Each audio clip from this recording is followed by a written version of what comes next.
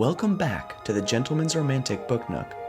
This week, we read the first two stories of A Ship Who Sang by Anne McCaffery. Here's the story so far. In a world where an unfortunate few are placed in shells from birth, one brilliant mind opens herself to the adventures of the galaxy as a spaceship. Helva meets the man of her dreams and sings her story across the universe, but anyone who has left their planet can tell you, there is no happiness in space. Can XH834 ever find her heart to sing again? Find out this week on the Gentleman's Romantic Book Nook.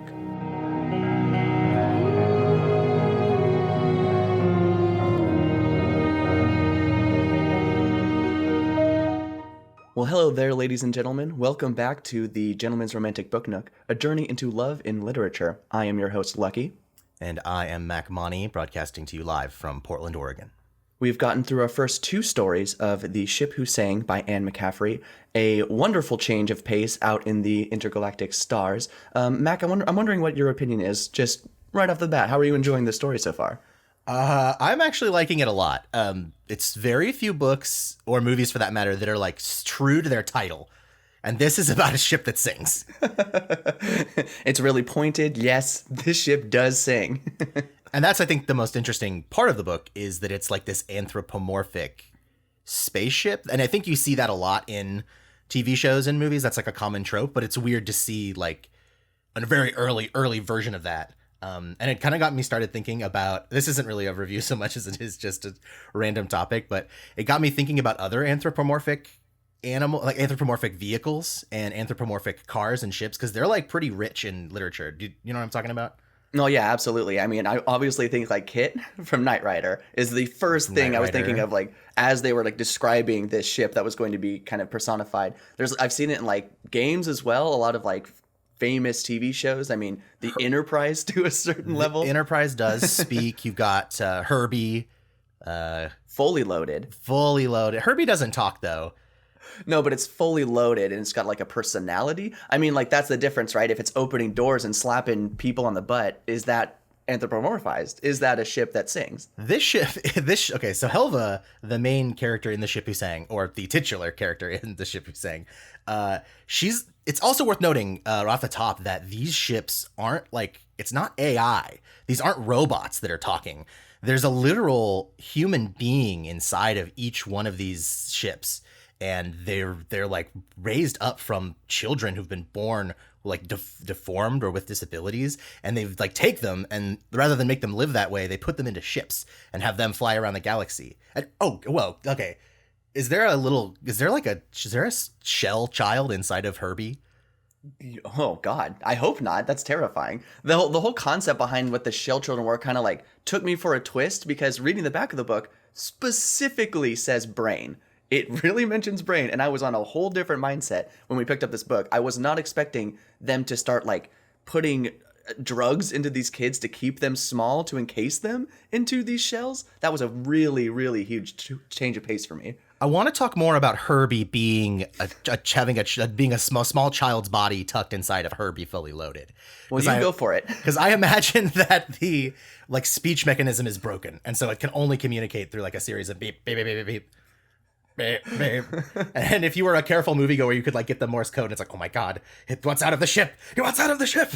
So I want to jump right into the beginning of the book, because obviously we're setting up a new story here that we'll be talking about with our audience. And there's a lot of world building that takes place in the first couple of pages. Yeah. And, I think there's a lot to get into with the way that this story and universe has been built. I mean, just like right off the bat, the oh my God, I'm going to butcher this as I try to pronounce it.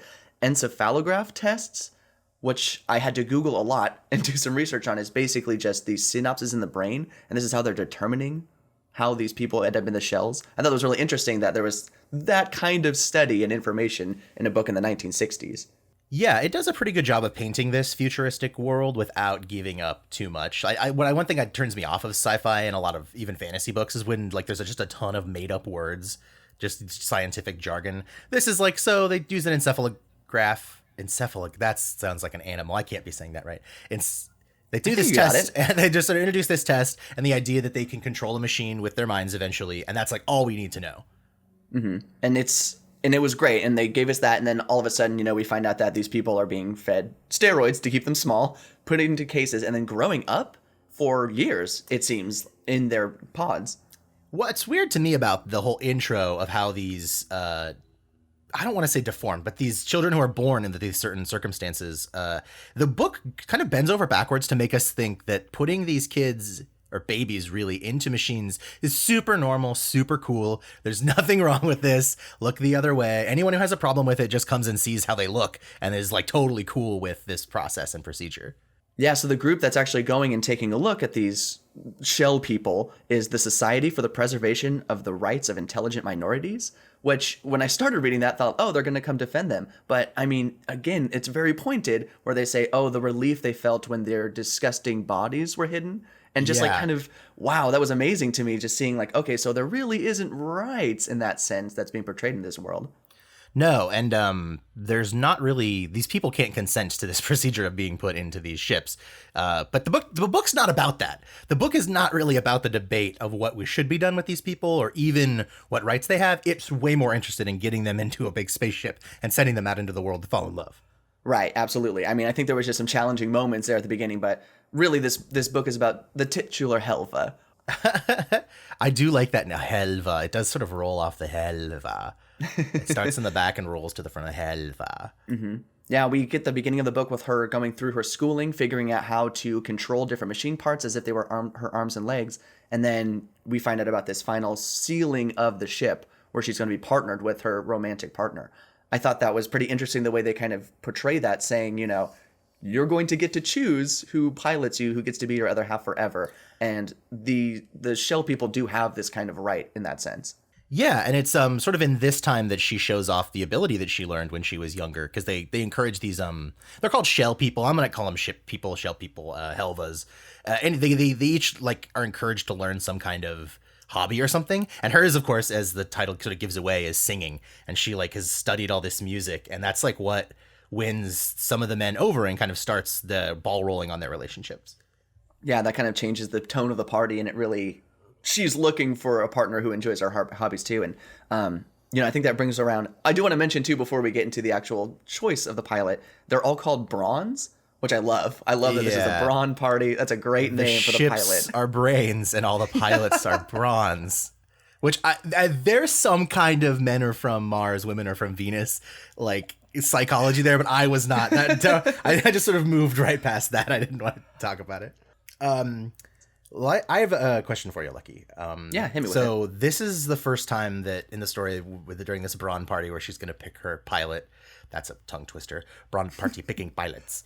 And she starts sort of talking to them and showing that she can modulate her singing voice to play any part. Like she's not just a tenor or a soprano. She can sing bass. She can do anything, which stands to reason that she could then probably change her voice to sound. However, how did you imagine Helva's voice to sound? I think it's probably pretty robotic, and I always try to put like a Swedish spin on it.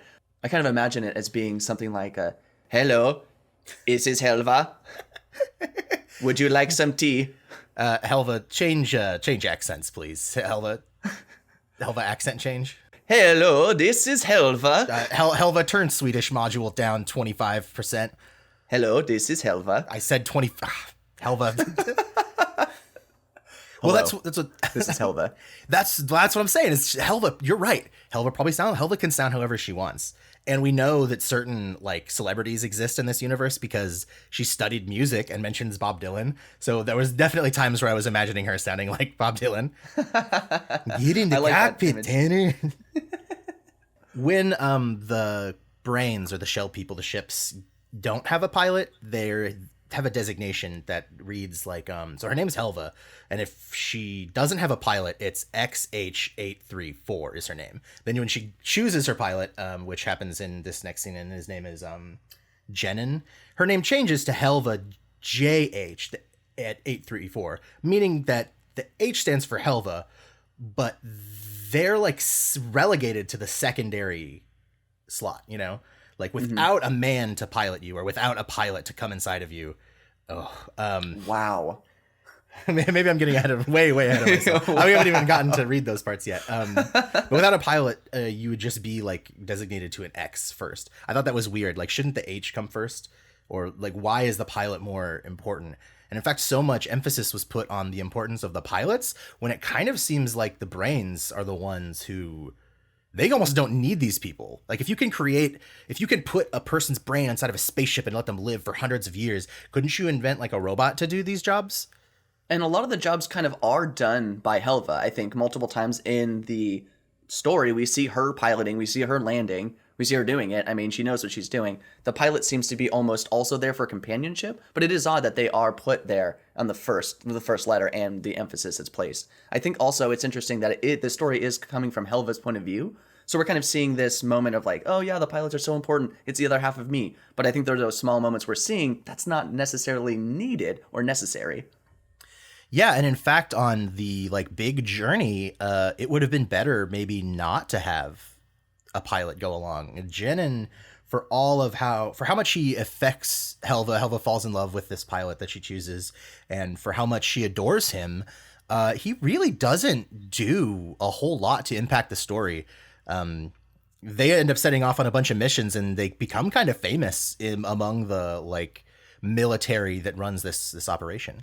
Yeah, let's talk about why she chooses Jenin from this kind of pool of bronze at this Brawn party. I mean, I think it's really sweet the way that she kind of connects with him, and the reason why she chooses him is that he's the only one that directly looks at where she is in the machinery, not like a camera that's speaking to her, the speaker or whatnot. My engine room is down here. My eyes are everywhere. She does make a point to say that she can see into the showers and the sleeping chambers and whatnot. There are multiple times where it's referenced. I politely looked away, like, this time. Chose not to look. Imagine you're just like in the shower and you just hear the ship like, oh, Helva, are you? Helva? Yes, did you need something? Oh, I thought. You missed a spot. Behind your ears, it is company regulation. Yeah, so Jenin and Helva kind of build this relationship just around, like, obviously talking. There isn't a physical romance to be spoken of other than Helva, like, looking at him, really. Yeah, and I wonder... Yeah, and Jenin, he's married, isn't he? Yeah, he's married, and he has that whole conversation with Helva where they're talking about his father and his father's brain ship and how they were like, oh, it was referred to her as, like, my actual wife and whatnot. And just, It was interesting that he had this whole other family and children and everything, but was... like emotionally married to his ship. It made it seem like that was a really common scenario, that you would often have pilots who were married to a human and even had a family, but that they were incredibly close to the ship that they were on. And even, I mean, Helva uses the term like she fell in love with Jenin, and I believe that Jenin loves Helva. Mm-hmm. As far as I can tell from everything, like the interactions and all, it does seem like they really truly love each other. And, you know, it is pretty tragic the way that the love between them ends in 20 pages. So Helva and Jenin, they hook up, and they don't have a physical relationship as such, but they definitely have the bond of two brains traveling the stars together, righting wrongs, and they like are kind of heroes. Like they very briefly describe what their different adventures are, but they do sound pretty thrilling. Yeah, she gets into the as I mentioned before, this story is told in the point of view of Helva experiencing it.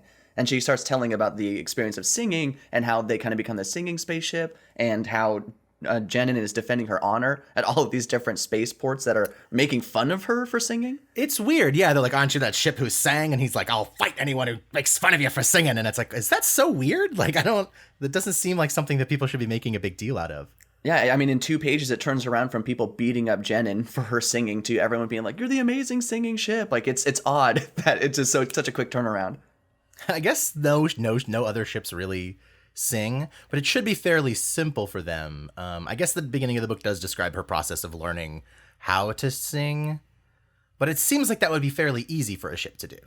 Yeah, I mean, they go into detail with like her trying to sing with her body and whatnot, but you know, it's a hobby. Every ship has a hobby, so any other ship could have picked this up. You know, they don't talk about the ship that's painting amazing masterpieces. They don't talk about the ship that's like got a hot new DJ career. It's interesting because Jenin's has a history. His father died on a somewhat similar mission trying to save people from themselves. And so he sort of is willing to do whatever it takes to help these people. But in the end, again, it's Helva that convinces them. He comes to a planet of all women, and it's like they're just like, well, just like there's a man here, I don't trust you. Like our goddess will protect us, and it's Helva, I think, in the end, who really gets their butts in gear by first talking to them and telling them like, nope, this is official mission. We're not. Why would we lie to you? And then by just being like, let's get out of here. We don't have time, Jen, and we got to go. We got to go. And that's like what gets their butts in gear and gets them on board the ship and saves most of their lives. Yeah, the escape, I think, is a really incredible moment because it really shows how Helva does kind of have that dispassionate robo side where people are dying in her cabin as she's trying to desperately get away from this planet and make sure that Jenin stays safe. And she's programmed to keep herself safe. Like, she can't put herself in harm. So it's interesting where the line between her programming, the line of her programming ends and where her motivations personally begin. Because I think she wants to save Jenin's life as part of her programming, but then there's more to it than that. She's willing to sacrifice more than maybe her prerogatives would allow. Yeah, I believe a couple of the women are crushed in her cabin. Jenin is stuck in the back because he was trying to save the last few people, and he's in an uncontrolled environment, like non-temperature controlled environment that's going to put him at risk with this solar flare. And I mean, it's pretty devastating how he kind of ends up cooking alive inside of Helva, and she has to watch. There it is. I mean, she sees everything. Mm-hmm. I should say this for people who maybe are just joining us for this book. We don't read ahead. We don't know what's going to happen in these books. So we know what's on the back of the book, what you might see in like a store. So I kind of thought Jenin was going to be the love interest of this book. McCaffery does make a point when they're choosing Bronze that Helva knows. Helva knows that this is only going to be the first marriage, only 75 years of her, hundreds and hundreds of years life. So as she's choosing, she's very cognizant of the fact that, this isn't going to last very long. I did expect it to last more than the first little book. Tragically not. I wrote down my last note for this first story is, well, that's fucking sad.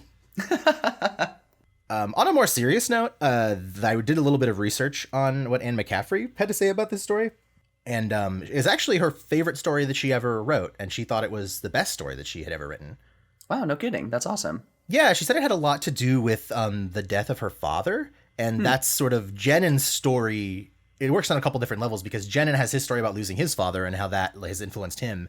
And then I think Helva's loss of Jenin is both a romantic loss, but I think you could also read that a little bit as, Anne McCaffery feeling that pain of having someone you care about more than anything ripped away from you, especially in such a violent way. Imagine having someone die inside of you.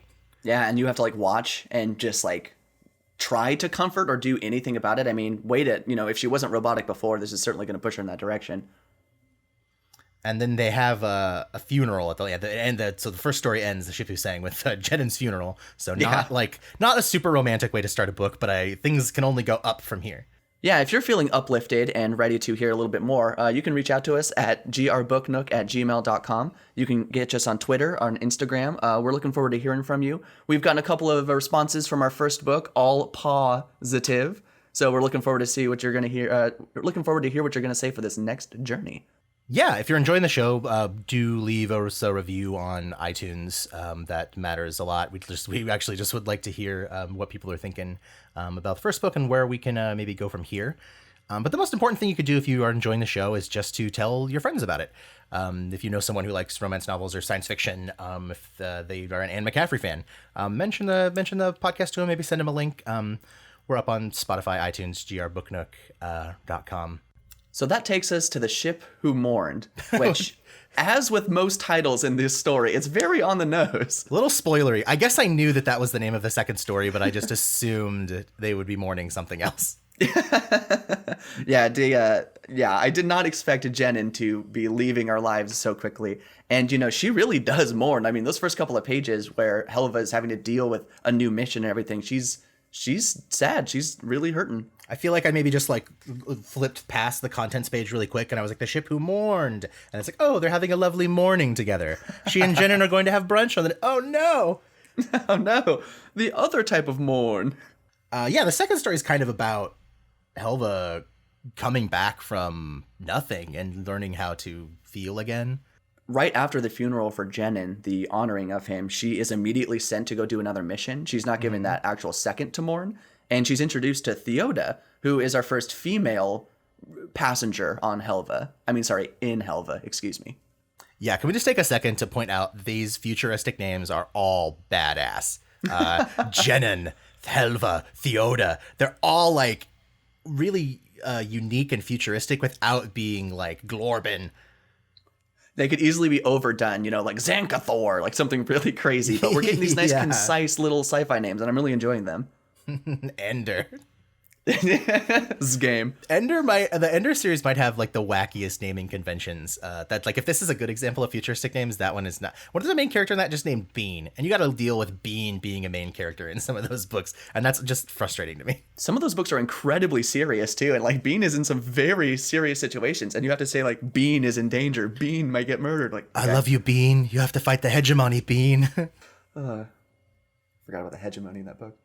So the ship who mourned is, I probably like the ship who mourned a little bit less in the first story, and maybe that was because of how fucking topical it is. Oh my god, it is. We are stuck on a topical island with Tom Hanks because it is a plague destroying a world and there's no cure. So it's a little bit... Yeah, planets under quarantine, and the greatest... It seems like of all the dangers that humanity is facing out in the stars in this book, the biggest ones seem to be either suns exploding, which we can't really do anything about, and then like viruses, diseases that break out on planets and just wipe out. Like one planet I think had 93% of its population devastated by this virus.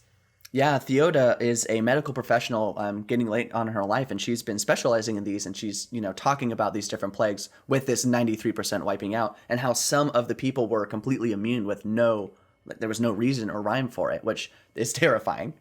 Do you think that people in this world that don't have these birth defects sounds so harsh, that aren't born with these conditions, do you think they would become a spaceship? Like, do you think that anybody else would want this? It seems pretty dope to be like a 300-year-old spaceship who can feel everything.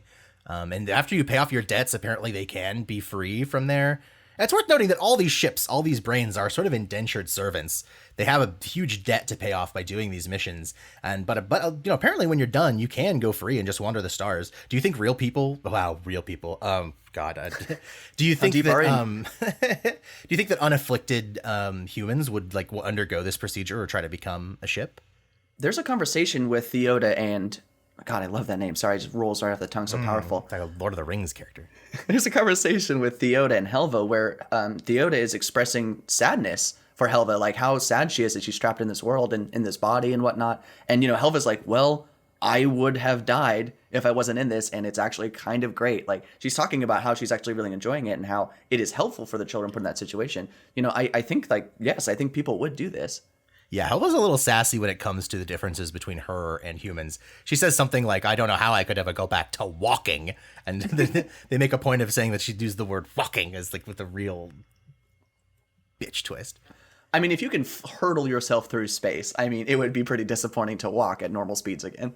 I do want to talk a bit about the head medical officer. His name's Onro, which is another great name. Crisp. He's when Theoda and Helva arrive at their quarantined planet, where the affliction is like people are completely paralyzed; they can't move any parts of their body. Onro comes on board, and I think it's interesting because he's like the total opposite of Jenin, and that's very intentional. Everything he does is brutal. All the words that McCaffery uses to describe him on board the ship, he's like plunging into her stores. He's lurching to his seat. He's slapping stuff down on the ground. And he's so bumbling. The dude's like dropping coffee and like banging his head when he goes down to pick it up. And it's like no wonder after this that she like wants to be with a woman.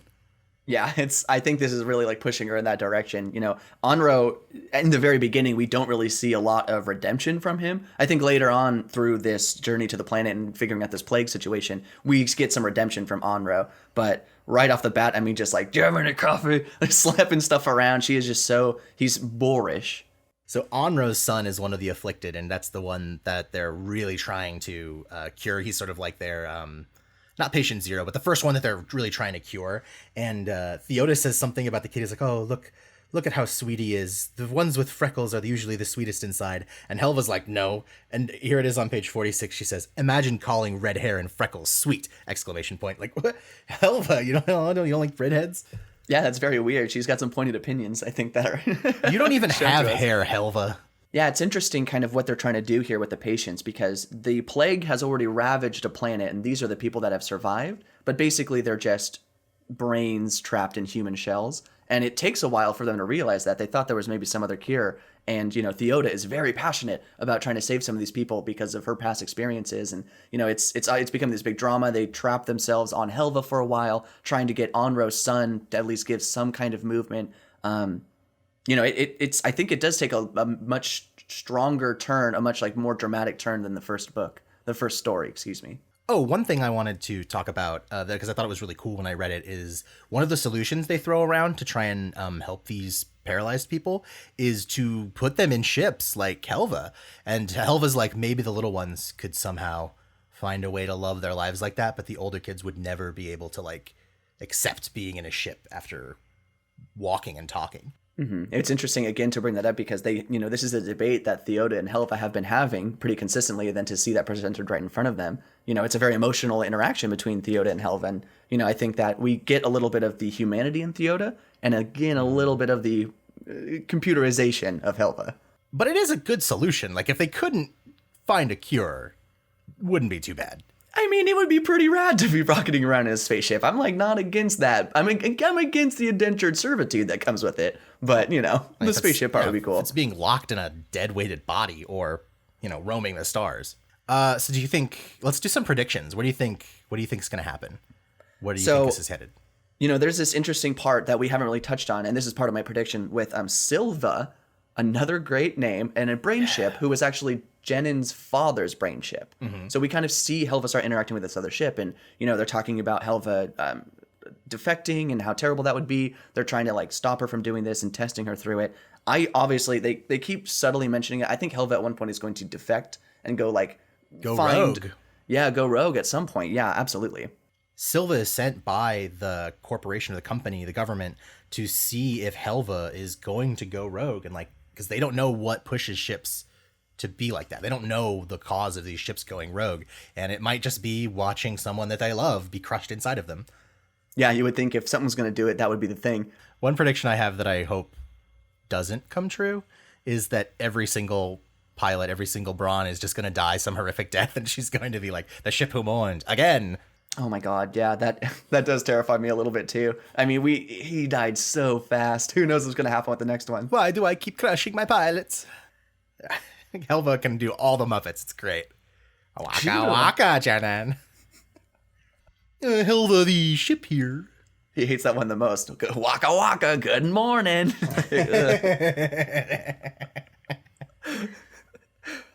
I think that kind of hits all the points that we got through on the ship who sang and the ship who mourned. Do you want to talk a little bit about the next phase here? Yeah, absolutely. We're going to be moving into the next two short stories, The Ship Who Killed, and then in a complete break of our naming convention, Dramatic Mission.